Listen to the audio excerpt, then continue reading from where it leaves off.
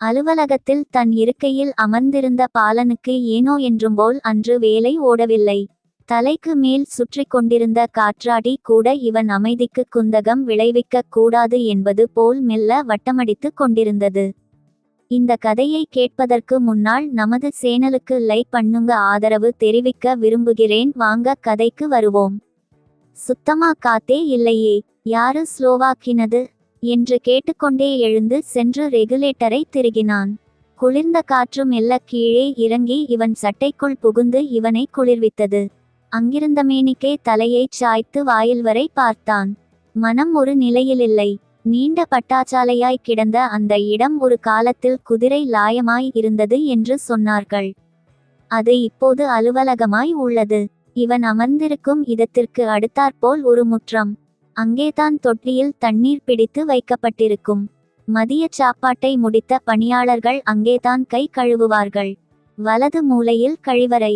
ஆண்களும் பெண்களும் ஒரே வாசலில் நுழைவிடமுள்ள அவ்வழியே சென்று பிரிந்து கொள்ள வேண்டும். தினசரி இவன் அமர்வுக்கு எதிரே பணியாளர்கள் சத்தமாய் வாய் கொப்பளித்து காரி துப்புவதும் மூக்கு சிந்துவதுமான நடவடிக்கைகள். தன் பார்வைக்கு அது படக்கூடாது என்று இவன் எதிரே இருந்த கம்பி கிராதியில் காலண்டர்களையும் பணிகள் சம்பந்தமான வரைபடங்களையும் மாட்டி அந்த இடத்தை மறைத்திருந்தான். அப்படி சொல்வதை விட தன்னை மறைத்து கொண்டிருந்தான் என்பதுதான் சரி. தானுண்டு தன் வேலையுண்டு என்று இருப்பவன் பாலன். யாரும் அவனிடம் அவன் பிரிவு சம்பந்தமாக எந்த குறையும் சொல்லிவிடக் கூடாது. என்ன லேட்டு என்று வாய் தவறி கூட கேட்டு விடக்கூடாது.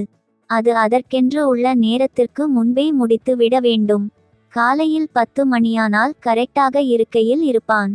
மாலை 5:45 ஆனால் எழுந்து போய்கொண்டேயிருப்பான். முதல் நாள் வேலை பாக்கி, அன்றைய புதிய வேலைகள் என்று எல்லாமும் முடிக்கப்பட்டிருக்கும் அவனை பொறுத்தவரை.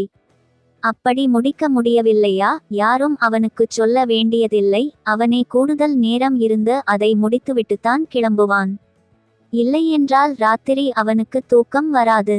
அவன் எழுந்து வெளியேறுவதை பார்த்துத்தான் மணி ஆகி விட்டது என்று சொல்லிக் கொள்வார்கள். ஒரு டீ அடிச்சிட்டு வந்து உட்காருவோம் என்று அதற்கு மேல் தங்கள் வேலையை துவக்குபவர்கள்தான் அந்த அலுவலகத்தில் அதிகம். அது அவர்களின் பழக்கம், அவர்கள் பாடு. தனக்கு அது உதவாது. என் பாணி இது என்று இருந்து கொண்டிருந்தான் பாலன். அப்படிப்பட்டவனுக்கு இன்று ஏன் வந்து அரைமணியாகியும் வேலை ஓடவில்லை? இன்று பூராவும் வெறுமே உட்கார்ந்திருந்தாலும் ஒன்றும் பாதிக்கப் போவதில்லைதான். ஏனென்றால் அவன் பிரிவில் அவசரமாக இருந்தவற்றையெல்லாம் முடித்து விட்டான். இனி புதிதாய் வந்தால்தான் உண்டு. வந்தாலும் அவற்றுக்கு 48 மணி நேரம் டைம் உள்ளது. அதற்குள் முடித்துவிடலாம்தான். அலுவலரிடமிருந்து முக்கியமான ஒரு கோப்பில் உத்தரவினை எதிர்பார்த்தது அவன் மனம். எதனாலும் அவனுக்கு லாபமோ நஷ்டமோ கிடையாது. அப்படியான எதிர்பார்ப்பும் அவனிடம் இல்லை. விதிமுறைப்படி எது உண்டோ அதை எழுதி அது ஹே ஆகும்போது தான் மதிக்கப்படுவதாக ஒரு திருப்தி, நிறைவு. உண்மையில் தான் மதிக்கப்படுகிறோமா என்று எதிர்பார்ப்பது கூட தவறுதான் என்று நினைப்பவன் இவன். விதிமுறைகள் மதிக்கப்படுகின்றனவா என்பதே சரி. இவன் எழுதியது எந்த திருத்தமும் இன்றி ஆணையாகும்போது கிடைக்கும் நிறைவு இருக்கிறதே, அதற்கு ஈடேயில்லை. பாலன் தன் பிரிவு வேலையை முடிப்பதற்கு பிரயத்தனப்படுவது போல் மற்றவர் எவரும் அவ்வலுவலகத்தில் இல்லை என்று உறுதியாய்ச் சொல்லலாம். அப்படித்தான் தோன்றியது இவனுக்கு. எதற்கும் அலட்டிக்கொள்வதாக இல்லை என்பது போலான இருப்பில் பலரும் இருந்தனர். எதையும் மெனக்கெட்டால்தான் செய்து முடிக்க முடியும் என்ற எண்ணமுள்ளவன் இவன். இருக்கையில் இருந்தமேனிக்கே எதுவும் நடக்காது என்ற எண்ணமுள்ளவன். எழுதி எழுதி அடுத்தடுத்த பிரிவிற்கு அனுப்பி பெற வேண்டும் என்பதுதான் நடைமுறை. ஆனால் அது காலதாமதம் ஆகும். சமயங்களில் அது பிரச்சனையும் ஆகும். தன்னையும் பாதிக்கும், எதிர்பிரிவினரையும் பாதிக்கலாம். எதற்கு வம்பு? தன் பிரிவிற்கு தேவையான விபரங்கள் மற்ற பிரிவுகளில் இருந்து பெற வேண்டும் என்றிருந்தால் அப்பிரிவுக்கு சென்று அவர்களின் வேலைக்கு கேடு இல்லாமல் அவர்களின் சாதகமான அனுமதியுடனே தனக்கு தேவையானவைகளை அவனே எடுத்து கொண்டு வந்து தன் பிரிவின் வேலையை அன்றன்றைக்கே முடித்து விடுவான். இதுதான் இவன் தன் சர்வீஸில் கண்ட உண்மை. குறிப்பாக திங்கள்கிழமை நடக்கும் கூட்டத்திற்கு செல்லுமுன் அவனிடம் பெண்டிங் என்று எதுவும் இருக்கக்கூடாது. இதுவரை இருந்ததும் கிடையாது. அதனால்தான் அவனிடம் அந்த குறிப்பிட்ட பிரிவினை ஒப்படைத்திருந்தார்கள். திருச்சியில் இருந்து மாறுதலில் வரும்போதே இவனை பற்றிய விபரங்கள் எல்லாமும் அந்த அலுவலகத்திற்கு தெரிந்திருந்தன. அப்பாடா, என்று மூச்சு விடுவது போல் தூக்கி கொடுத்து விட்டார்கள். தவறு சுமத்தி விட்டார்கள் என்பதுதான் சரி. வேலைகளை பொறுப்புகளை கை கழுவுவதுதானே இன்று பெரிய சாமர்த்தியமாக இருக்கிறது. அதில் யார் திறமைசாலி என்பதுதான் இன்று மதிக்கப்படும் விஷயம்.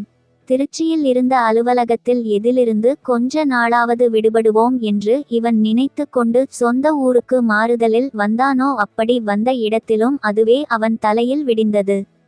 இத்தனை நாள்தான் பாடாப்பட்டு ஓடா தேஞ்சுட்டு வர்றேன், வந்த இடத்திலும் இதுதானா என்று அலுத்து கொண்டான் என்றால் அவனுக்குள் என்று பொருள். எதையும் வாய்விட்டுச் சொல்ல மாட்டான். வந்த இடத்தில் எதற்கு எடுத்த எடுப்பிலேயே கெட்ட பெயர். ஆரம்பத்திலேயே முகம் சுளிப்பதை யாரும் விரும்ப மாட்டார்கள். கொஞ்ச நாளைக்கு செய்து காண்பித்து விட்டு பிறகு அதிகாரமாக உரிமையோடு கேட்க வேண்டும். அப்பொழுதுதான் தன் பேச்சு எடுபடும். புது இடத்தில் ஆரம்பத்திலேயே வாயை விட்டால் ஒன்று திமிர் பிடித்தவன் என்பார்கள், அல்லது வந்ததும் வராததுமா என்னங்க இப்படி, முதல்ல கொடுக்கிறத வாங்கிட்டு சரின்னு வேலைய பாருங்க என்று அட்வைஸ் பண்ணுவார்கள். உள்ளுள்ள இருக்கணுமா வேணாமா என்று மிரட்டுவது போல் பேசுவார்கள். என்னவோ இவர்கள் முயற்சி செய்து வாங்கி கொடுத்தவர்கள் போல். குறிப்பிட்ட பிரிவை ஒப்படைத்தபோது சரி சார் இவ்வளவுதான் அவன் சொன்னது. சிரித்த முகத்தோடு அவன் பெற்று கொண்டதை பார்த்து மேலாளர் ஆல் த பெஸ்ட் என்று சொன்னார். அப்படியே இடிச்ச புலியாக வந்து உட்கார்ந்தவன்தான் இன்றுவரை எந்த குறையுமின்றி தன் வேலைகளை பார்த்து கொண்டிருக்கிறான். அவனை பொறுத்தவரை ஒரே ஆறுதல் உள்ளூரில் இருக்கிறோம் என்பது. வீட்டுச் சாப்பாடு சற்று தாமதமானாலும் வீட்டிற்குச் சென்று அம்மா கையால் சாப்பிடும் சாப்பாடு தனி. மாலை அலுவலகம் முடிந்து வீட்டிற்கு செல்ல போகிறோம் என்கிற எண்ணமே ஒரு மகிழ்ச்சிதான். வீட்டுக்கு சென்று பொண்டாட்டியின் குகையில் சுண்ணாம்பு அடிப்பது, தோட்ட வேலைகளை எல்லாம் செய்வது, வெளியூரில் இருந்து கொண்டு தேடிச் சென்று பல இடங்களில் சாப்பிட்டு எல்லாமும் அலுத்து விட்டது அவனுக்கு. ஒரு கட்டத்தில் உணவு விடுதிகள் மெஸ்கள் என்று சாப்பாடே அலுத்து போய் பழமாக வாங்கி வைத்து கொண்டு தின்று கொண்டிருந்தான். சற்று வயிற்று கோளாறு உள்ளவன் அவன். வெளியூரில் இருக்கையில் அறையில் மிளகு பொடி, சீரக பொடி, கருவேப்பிலை பொடி என்று அம்மா செய்து கொடுத்தவைகளை வைத்து கொண்டிருந்தான். மதிய சாப்பாட்டிற்கு பொட்டணம் போட்டு வைத்து கொள்வான். மெஸ் சாப்பாடெல்லாம் உதவாது அவனுக்கு. சாம்பார் கொண்டு வந்தால் குறுக்கே கையை காண்பித்து மறுத்து விடுவான். இவன் கொண்டு போன ஏதேனும் ஒரு பொடியை சாதத்தில் தூவி பிசைந்து சாப்பிட்டு கொள்வான். ஆசைக்கு கூட நூடுல்ஸ், பீஸா, அது இது என்று எதையும் தொட்டதில்லை அவன். அப்படி ஆசையாயிருந்தால் ஊருக்கு லீவில் செல்லுகையில் அம்மாவிடம் சொல்லி செய்யச் சொல்லுவான். வெளியே எங்கும் சென்று இதுவரை எந்த குகையிலும் இவன் சுண்ணாம்பு அடித்தது இல்லை. இந்த ஒரு கரண்டியத்தாம்மா அவன் 30-40ன்னு விலை போடறான், அநியாயம்ல என்பான் அம்மாவிடம். அதனாலென்னடா ராஜா, என்னைக்காவது வேணும்போல இருந்தா வாங்கிச் சாப்பிட்டேன், காசு போனா போயிட்டு போகுது. அப்படி சிக்கனமா இருந்து யாருக்கு காசு சேர்க்க போறே என்பாள் அம்மா. பாலன் அம்மாவுக்கு ஒரே ஆண் பிள்ளை. கல்யாணம் கழிந்து இனி குழந்தையே பிறக்காது என்று டாக்டர் உறுதி செய்துவிட்ட பின்னர் 15 ஆண்டுகளுக்கு பின் பிறந்தவன் அவன். சாண் பிள்ளையானாலும் ஆண் பிள்ளை. எனக்கு குழந்தை பாக்கியம் இல்லைன்னு எந்த டாக்டர் சொன்னது?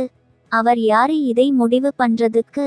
நான் ஜெயிச்சு காட்டறேன் பாரு என்று தொடர்ந்த சிகிச்சைகளின் மூலமாகவும் நல்ல ஊட்டச்சத்து உணவுகளின் மூலமாகவும் அம்மாவை பல மடங்கு தேற்றி தன்னையும் கவனமாக கவனித்து கொண்டு கடைசியில் வெற்றி கண்டே விட்டார் நாகநாதன், பாலனின் தந்தை. அதற்கு பின் அவர்களுக்கு 3 பெண்கள் பிறந்தது. கடைசியாக கருத்தரித்திருந்தபோது அம்மாவுக்கு குகையில் சுண்ணாம்பு அடித்தது 50 வயதிலுமா என்று பலரும் மறைவாக சொன்னார்கள். ஆனால் தங்க கட்டியாய் அம்மா ஒரு பெண் குழந்தையை பெற்றெடுத்து தந்தாள். அதுதான் கடைசி தங்கை கல்யாணி. அப்பா ஒரு சினிமா ரசிகர். பராசக்தி படத்தின் கல்யாணி பெயரை முதல் குழந்தைக்கே வைக்க வேண்டும் என்பது அவரின் அவா.